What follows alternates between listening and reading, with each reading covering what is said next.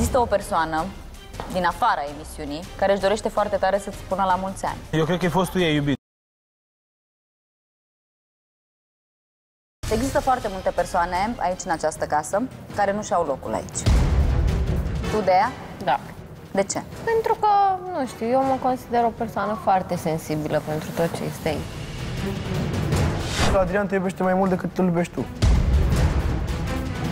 Ți-a arătat ție iubirea lui față de mine? Am înțeles că îți place de Roxana. Sau că, mă rog, ar fi ceva acolo. Da, e genul de persoane pe care mie îmi place. Eu nici măcar nu m-am văzut cu el ca să mă sărut. Pe hol? Nu! Unde, Aici, mă? în incintă? Nu!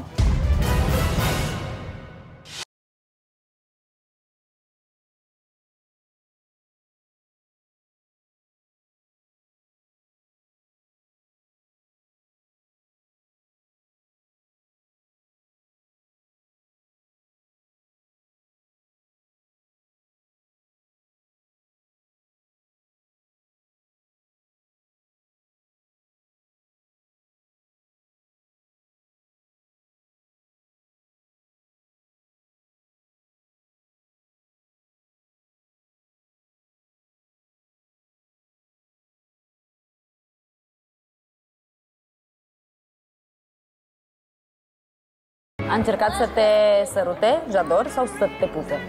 Nu, m-a și pupat. Ai pupat-o pe Dea? A fost un pupic drăguț.